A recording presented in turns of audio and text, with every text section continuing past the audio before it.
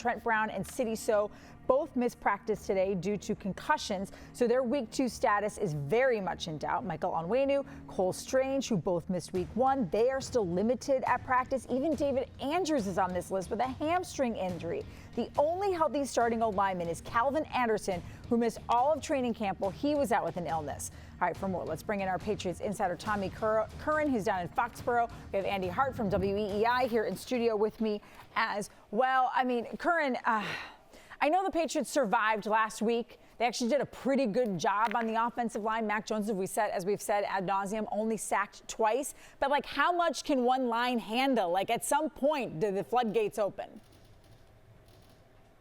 Yeah, there's a point at which you hit critical mass and you just can't protect the guy and you just have to hand off 3 times and punt it away. And that's not the right team to have to do it against. I certainly don't think on Wednesday they're at that point. But as you said, ominous is the best word to use on a Wednesday if you have guys out of practice with concussions, because they're obviously, as we all know, unpredictable. There is no ice, rest, stim, anything else that you can do when there's a head injury. You just have to wait it out, and hopefully the player improves to a degree where he is safe to go on the field again. So, yeah, I mean, there is a point in which critical mass hits, and I'm sure that Andy can go over the different options they have. They're a little bleak.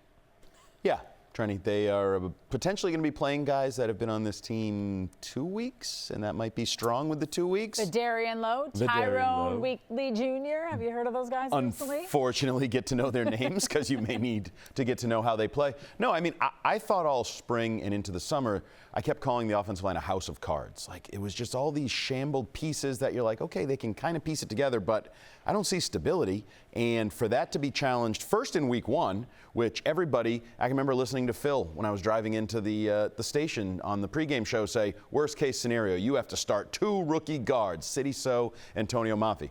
Well, worst case scenario called, and he might be coming in Week 2. And it's one of those things where we're so fixated on Mac Jones and the offense and Bill O'Brien and what they can do. If you don't have a competitive offensive line, and I thought they were competitive in Week 1, but we learned that may not be the worst case scenario. Can they rekindle that for Week 2? Adrian Clem, in his second week back here as a coach instead of a player, certainly earning his paychecks. Let's just, for argument's sake, assume that Trent Brown with a concussion won't be able to go on Sunday. How, if you're the Patriots, Andy, would you handle that left tackle position? Who would you put there? I mean, I think you have to go with Tyrone Wheatley Jr. I mean, this is me having never seen Tyrone Wheatley Jr. play, just sort of reading about him, what he was doing, sort of the athletic background. And then, regardless whether it's Lowe, him, move Anderson over. It's funny, Calvin Anderson, the guy who was on NFI, who sort of talked vaguely but openly about really being in a dark place this summer, is now your healthy tackle, is now your reliable tackle, plays all 100 snaps, surprisingly to me, right out in the opener. But to me, this falls back on now Mac, Bill O'Brien. We've been through this over the years when it was Tom Brady. Get rid of the ball quickly, scheme it up, do some. You can't just line these guys up and say, go ahead, go block for 65 snaps. You'll be fine, even though you've never played for us. So I think, yes, you're going to put a body in there, Wheatley, Lowe, whoever. It's on the coaches and Mac to get the job done. Yeah, I mean, in fairness, though, guys, I mean, they got the ball out. They had to get the ball out very quickly on Sunday. That was already a huge part of their game plan. La'el Collins, Curran, is out there. I know he was released by Cincinnati, but he was on the PUP all summer long, was still on the physically unable to perform list as of Week 1. He's coming off an ACL injury and surgery in December. Like, do the Patriots at this point, though, even if he's hurt, have to call every available offensive linemen in America right now just to see if they can come maybe put a uniform on?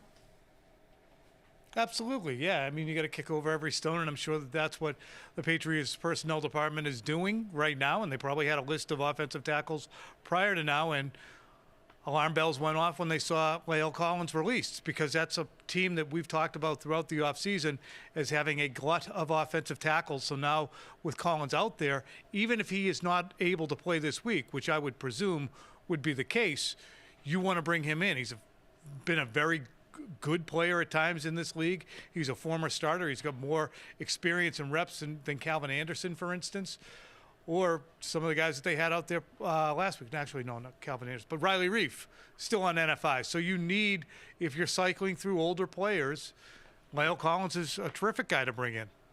Yeah, I think Tom's right. You're working. You've already tapped into your lists. I'm assuming Lowe and Wheatley were on their sort of summertime emergency list. Okay, you go get those guys. They're here, and then there's another guy. He was on our list at one point. I think you have to kick every tire, flip every stone, beat every bush. Well, and the reality is, if they can keep their heads afloat, Collins could end up being an integral part of this once he is healthy, and a lineman a tackle they could rely on.